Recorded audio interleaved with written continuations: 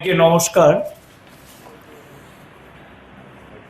12 তারিখ আমাদের রাজ্যে এডিসি নির্বাচন সম্পন্ন হয়েছে।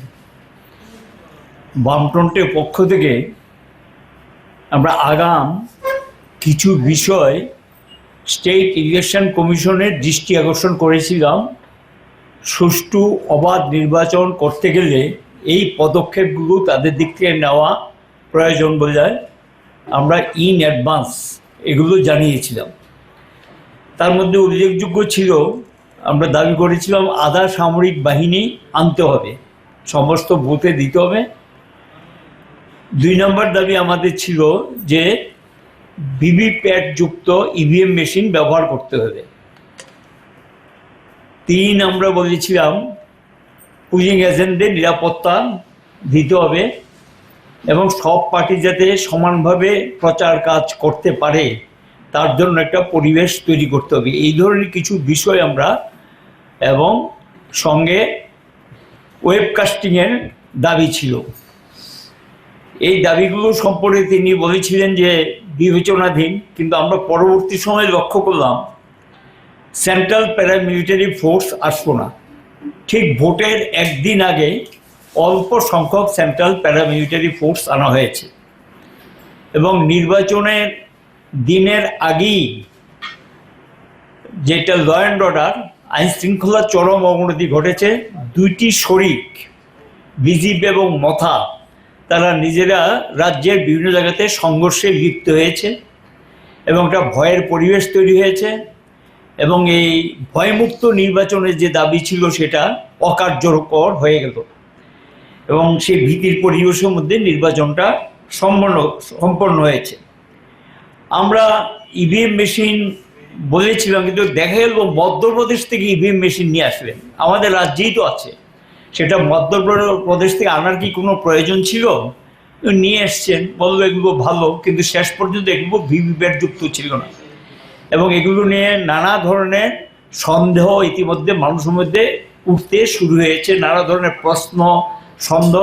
এমনি ইভিএম মেশিন নিয়ে গোটা দেশের মধ্যে একটা বিতর্ক চলছে। তার মধ্যে আবার দেখা গেল যে ইভিএম মেশিনগুলো ব্যবহার করা হয়েছে মধ্যপ্রদেশ থেকে সেই পুরনো মেশিন নিয়ে এসছে এবং কোনো কোনো জায়গায় মেশিনগুলো অচল হয়েছে ভোটের দিন, এগুলি আবার সারাই করে পরবর্তী সময়ে ভোট শুরু হয়েছে এবং এখানে কারচুপি এবং ছাপ্পা ভোটের মধ্যে নির্বাচন হয়েছে এবং অবাধ সুষ্ঠু নির্বাচন হয়েছে বলে এই দাবি নির্বাচন কমিশন করতে পারবে না, আমরাও এটা মনে করি না।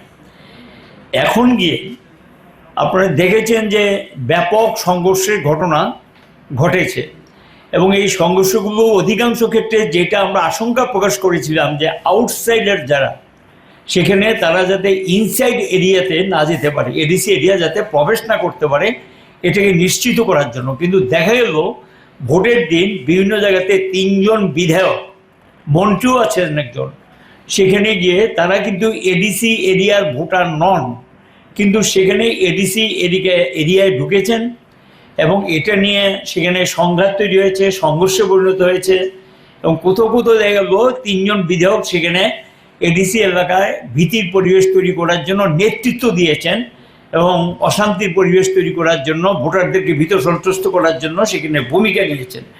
এ সম্পর্ক কোনো ব্যবস্থা নিয়েছেন বলে আমাদের জানা নেই। আমরা মনে করি এটা উচিত তাদের বিরুদ্ধে ব্যবস্থা নেওয়া। এখন আজকে গিয়ে যেটা আমরা মুখ্য বিষয় ছিল, স্টেট ইলেকশন কমিশনের সঙ্গে দেখা করেছি, মুখ্য বিষয় ছিল যে কাউন্টিং হলগুলো অতীতের অভিজ্ঞতা ভালো না। আমরা অতীতের অভিজ্ঞতার কথা কিছু বিষয় তুলে ধরেছি। এই রাজ্যে যেটা শুরু হয়েছিল প্রথম 1988 সালে ভোট গণনা কেন্দ্রে কারচুপি করা এবং ক্যাপচার করা, এটা পরবর্তী সময়ে কিছু কিছু আমাদের রাজ্যে যেটা হয়েছে সেগুলো, বিশেষ করে জোট আমাদের দৃষ্টান্ত, কংগ্রেস এবং টিউজেসের যে সরকার, বিজেপি নেতৃত্বাধীন সরকারের সময়কার ঘটনাগুলো তুলে ধরেছি।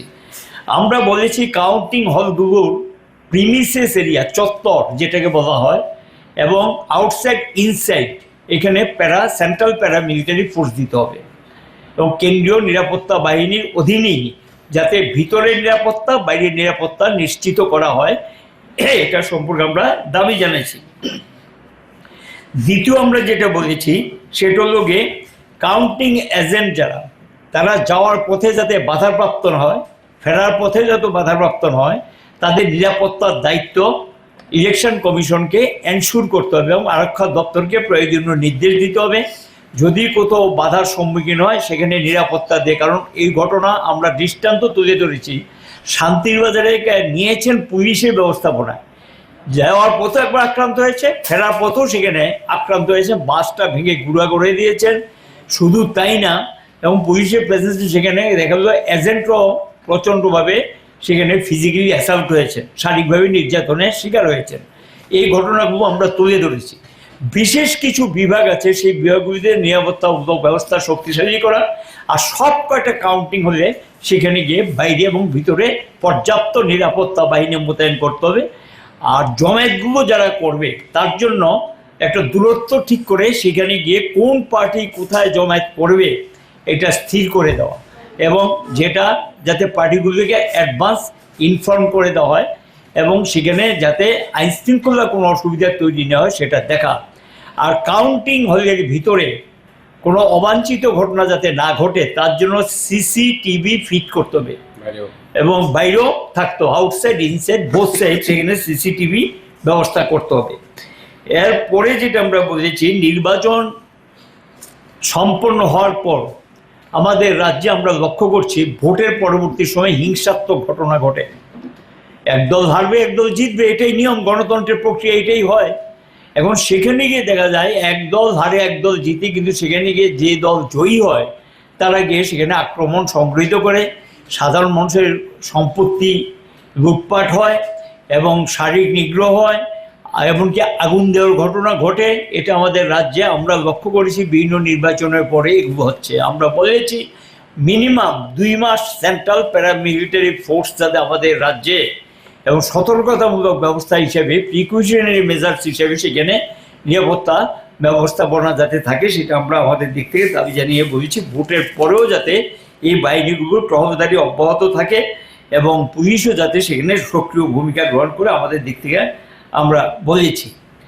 এখানে গিয়ে যেটা আরও 2টা বিষয় আমরা যেটা বলেছি সেটা হলো গিয়ে আমাদের দৃষ্টিতে এসছে, জেনারেলি আমরা দেখেছি বিধানসভা লোকসভা নির্বাচন, এমনকি যেখানে যে local self government, panchayat, municipality, ADC, এগুলোর যে নির্বাচন হয় সেই নির্বাচনের সময় অতীতে আমরা দেখেছি কাউন্টিং এজেন্ট টেবিল যতটা সেই অনুযায়ী থাকবে, যতটা টেবিল ততজন কাউন্টিং এজেন্ট হবে।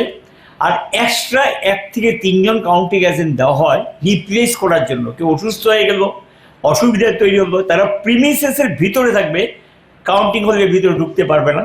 যদি রিপ্লেসমেন্টের কোশ্চেন আসবে তারা তখন গিয়ে কাউন্টিং হলের ভিতরে ঢুকবে।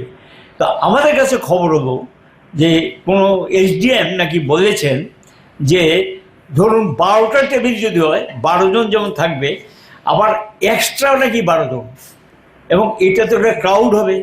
প্রত্যেক পার্টি যদি এক্সট্রা থাকে তাহলে প্রিমিসেসের মধ্যে একটা ক্রাউড তৈরি হবে এবং সেখানেও কিন্তু একটা সমস্যা তৈরি হবে, এবং এটা অতীতে কখনো হয়েছে বলে আমাদের জানা নেই।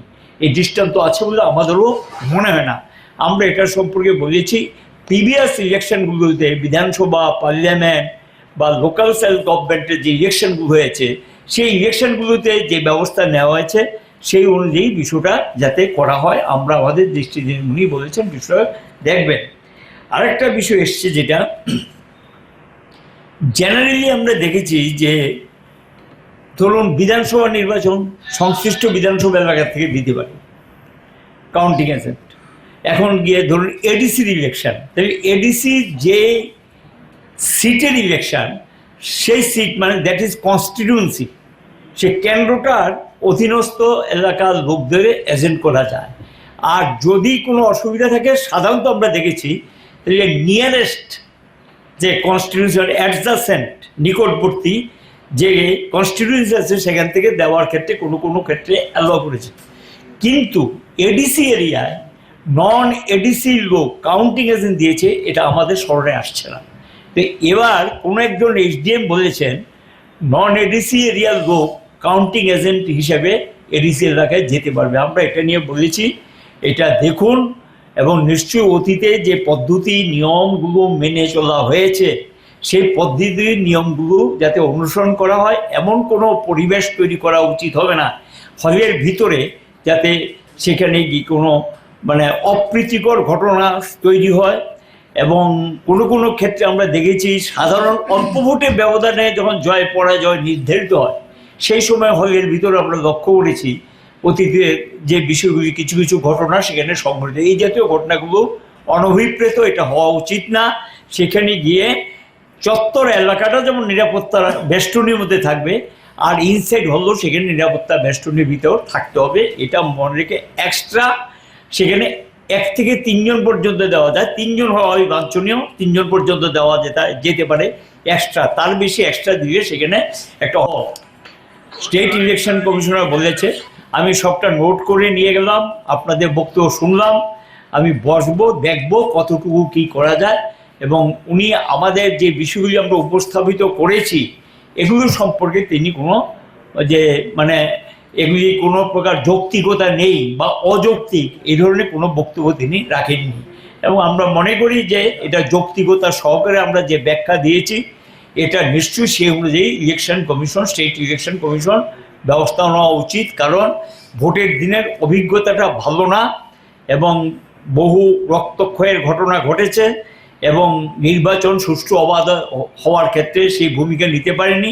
এটা মনে রেখে যাতে কাউন্টিং হলে একই ঘটনা পুনরাবৃত্তি না ঘটে এই বিষয়টা সম্পর্কে আমরা বারবার ওনাদেরকে আমাদের দিক থেকে আমাদের যে আশঙ্কা সেই আশঙ্কাটা আমরা প্রকাশ করেছি। কারণ এখনও কেউ কেউ বলছে সব আসন জিতে যাবে, সব আসন জিতে যাবে, যেমন এটা বলতে পারে যে কোনো রাজনৈতিক দলের বিষয়, কিন্তু এখন এগুলো যত বললে তত কিন্তু ওই সমস্ত ইভিএম টিভিএম নিয়ে মানুষের মধ্যে একটা সন্দেহ তৈরি হয়, নানা ধরনের প্রশ্ন তৈরি হয় এগুলো। এবং এই কারণে আমরা বলবো যে সমগ্র বিষয়টা যাতে একদম নির্বাচনী বিধি এবং নির্বাচনী আইন মেনে সমগ্র ব্যাপারটা যাতে দেখা হয় সেটি আমরা ওনার কাছে আহ্বান রেখেছি। আপনাদের কি মনে হয় যে আপনারা যে আহ্বানগুলি রেখেছেন এটা ইলেকশন কমিশন এই বিষয়ে চিন্তা করবে, কি মনে হয়? আমরা তো যে ইলেকশন কমিশনকে আগেও যে সমস্ত প্রস্তাবগুলো দিয়েছিলাম অল্প কিছু কার্যকরী হয়েছে। যখন রাজ্যের আইন শৃঙ্খলা অবস্থা খুব খারাপের দিকে গেল তখন গিয়ে সেন্ট্রাল প্যারামিলিটারি ফোর্স কিছু আনলেন, এবং এটা যদি আগে থেকে আনতেন আমাদের মানে যে প্রস্তাবগুলো ছিল সেটা যদি মেনে চলতেন তাহলে এমন ধরনের পরিস্থিতি হতো কিনা আমাদের যথেষ্ট সন্দেহ আছে। এখন কমিশনের প্রতি তো তাদের কাছেই তো বলতে হবে, গিয়ে কোথায় বলবো, কারণ ইলেকশন কমিশন হলো সর্বোচ্চ ক্ষমতার অধিকারী। এবং আমরা এটাও বলেছি অতীত বর্তমান দুইটার নিরিখে আপনাকে বাস্তবসম্মত সিদ্ধান্ত নিতে হবে, কারণ ইলেকশন কমিশন অফ ইন্ডিয়া ওইদিকে গিয়ে বিধানসভা এবং পার্লামেন্টের ক্ষেত্রে, আর স্টেটের ক্ষেত্রে হলো স্টেট ইলেকশন কমিশন এনাফ পাওয়ার, পূর্ণাঙ্গ ক্ষমতার অধিকারী, পরিস্থিতি বিচার বিশ্লেষণ করে যাতে সুষ্ঠু অবাধ ভোট করা যায় সেখানে গিয়ে তারা বাস্তব পরিস্থিতির উপর দাঁড়িয়ে যাতে সেই সিদ্ধান্তটা নেয় আমরা অনুরোধ জানিয়েছি। কারণ যথেষ্ট ক্ষমতা দেওয়া আছে, কনস্টিটিউশনে যে ক্ষমতা সেই ক্ষমতা তাদেরকে দেওয়া আছে। এবং এটাও আমরা বলেছি যে এই ত্রিপুরা 88 থেকে 93 তো ভোট হয়নি, এবং 93 তো এর আগে যে ইন্ডিয়ার ইলেকশন কমিশন অফ ইন্ডিয়া ছিল এটাই তো মানুষ জানতেন না, আমরা বলেছি। এবং এই ত্রিপুরা দিয়েই কিন্তু ইলেকশন কমিশন অফ ইন্ডিয়াকে চিনেছে 1993 সালে, এবং সেখানে গিয়ে পদক্ষেপ নিয়েছে টিএন সেশন। এবং অবজারভার শব্দটা কিন্তু ভারতবর্ষে আগে ছিল না, ত্রিপুরা দিয়েই 1993 সালে ফার্স্ট অবজারভার চালু হয় ত্রিপুরা দিয়ে।